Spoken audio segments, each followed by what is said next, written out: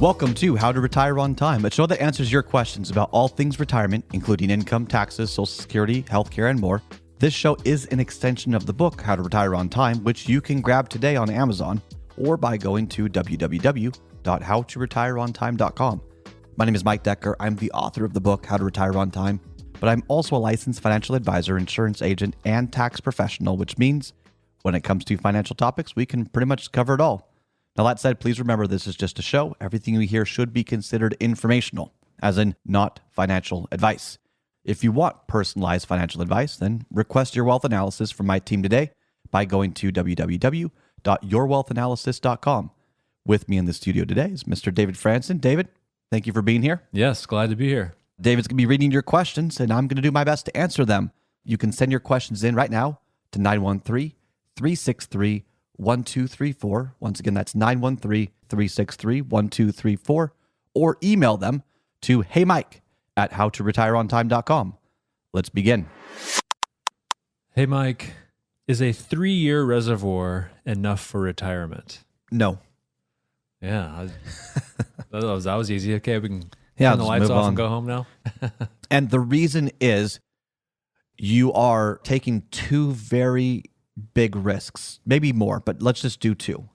The first one is reinvestment risk. Okay, explain that. Right now, CDs, treasuries, they're pretty good. So let's say you've got a 3-year reservoir and you're just slowly rolling this over year over year. Well, what's the rate going to be when it matures and you need to roll it over again? Let's say the markets don't crash in 3 years, that we've had 3 good years, and you just roll it over. Okay, well, is it going to be 1%? Is it going to be 2%? Is it 3%? You don't know. There's reinvestment risk, and you need to be making money in that. The second part of this is, let's say you've got 3 years of a reservoir. Let's say that's like 10, 15% of your portfolio. Well, if the markets do crash, do you have enough time in that reservoir to recover?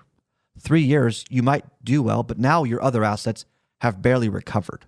And if it's a flat market cycle, then maybe it recovers just in time for you to refill it, and then it crashes again. There's high risk if you're just limiting yourself to a 3-year reservoir. And the reason is markets don't crash quickly and recover quickly. Think about 2001 and 02. That was a rough time. Okay. There are plenty of times where the markets were going down for 1 to 2 years, sometimes 3 years. So we need to understand that. The second thing is you also need time to recover. So when we talk about risk and diversification by objectives, not just the ambiguous buy a little bit of everything, we need to understand that the first 5 to 7 years of your plan probably should come straight from principal guaranteed sources so that your other assets really have plenty of time to recover and can really grow.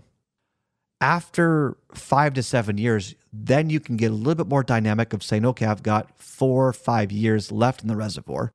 You've drained other parts of it, but there's enough now that's liquid enough, that has enough growth potential that you should be fine there. But you've got a 30-year window, and you got to treat that differently than when you've got 20 years left in the window or 10 years left in the window. Okay. A 3-year reservoir may be appropriate for someone in their 80s. Okay. Who maybe has one more significant crash left. But if you're in your 60s, you might have 3 or 4 significant market crashes that you have to get through. And to assume that you can time the ability to slowly drain the reservoir and then refill it would also suggest that you can predict the future. Don't let upside greed put you at risk of losing your assets with that downside risk. It's just not worth it. I've run the numbers over and over again. Let me say it this way. I'm a bit unconventional in how I get paid. Okay. I get paid less when I recommend CDs and treasuries for the first couple of years. As in, I don't get paid anything for that. I say, look, let's ladder out your first couple of years with CDs and treasuries. And they say, okay, is there a management fee? I said, no, we'll just set it up for you and then it's done. There's nothing to manage. Once it matures, you spend it down. And they go, oh, okay. A lot of people will charge, will include that in a management fee, but I just think that's weird.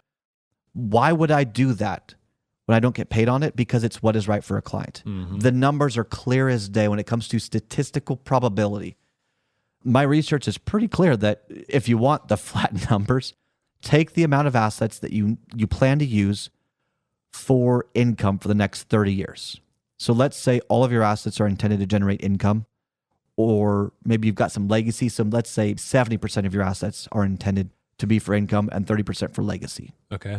Sometimes there's just money that you don't want to touch that's just purely for legacy purposes. All right. Yep. I'm giving that away. It's not just mine. It's just there to grow until one day when you pass, it's given away. Okay. So whatever money is used specifically for your income throughout your life, assuming that you don't buy an annuity and turn on that income stream. So you want that dynamic nature. You want growth. You want some protection, some growth with the risk you're okay taking. You've blended it together. When you retire, typically around 60% of your assets should probably be protected. At the day of retirement. At the day of retirement, around 60% is what I have found. Okay. Everyone's going to be a little bit different because you might have a pension that starts in a couple of years. Maybe you file for Social Security later. Maybe you file for Social Security earlier. But as a general rule, 60% of your assets should be protected so that you've laddered out enough protection for the first 5 to 7 years. And then after that, your reservoir is more dynamic. Now, how does this work? That 60%, you're draining income from the accounts that have protection that are laddered out, which is at a lower growth rate. A CD is hopefully most likely going to grow at a lower rate than what will be in the market over the long term. Yes. The market has more growth potential. There's risk associated with it, but you have time to write it out. So you drain down for the first 5 years specifically, maybe 6 and 7, the accounts that are protected that have less growth potential. So the other accounts that have more growth potential can grow and offset what you're drawing down. Okay. You see how it's playing two strategies at once? Yeah. Okay.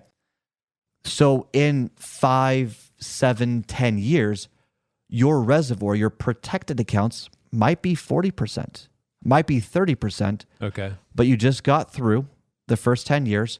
Your growth assets hopefully have accumulated a great amount, and then you can maybe do a little rebalance. Let's say you got 30% of your assets that are protected, and you bump it up to 40%. You just put some more CDs in there just for the short-term needs or something like that.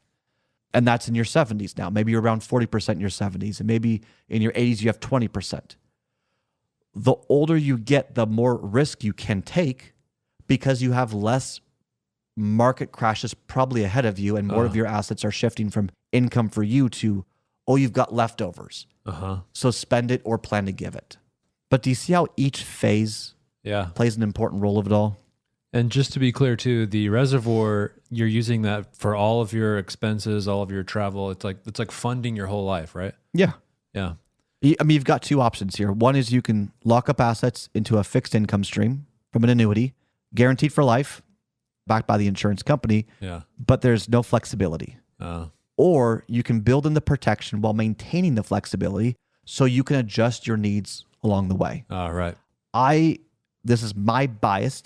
I prefer having growth and flexibility. Yeah. But I can't do that by keeping all the assets in the market. I've got to balance it between protection and laddering things out strategically based on my lifestyle and legacy needs or your lifestyle and legacy needs, while maintaining that ability to preserve assets, grow assets, and be flexible for my lifestyle needs in the future. So there's that balance.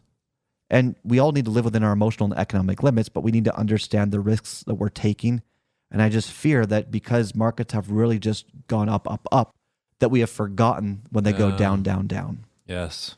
And I'm not saying the markets are going to crash next year. I'm not saying they're going to be terrible over the next 3 years. I'm saying no one knows. Yeah, we just don't know. So why not just be ready? My favorite case study is, 2 years ago? 100% of economists predicted a recession and it never happened. Right. And I'm not saying those economists are dumb. They're quite brilliant. Yeah. It just proves that we just don't know. And we need to be aware of that. That's all the time we've got for the show today. If you enjoyed the show, consider subscribing to it wherever you get your podcasts. Just search for How to Retire on Time. Discover if your portfolio is built to weather flat market cycles or if you're missing tax minimization opportunities that you may not even know exist. Explore strategies that may be able to help you lower your overall risk while potentially increasing your overall growth and lifestyle flexibility. This is not your ordinary financial analysis. Learn more about Your Wealth Analysis and what it could do for you regardless of your age, asset, or target retirement date. Go to www.yourwealthanalysis.com today to learn more and get started.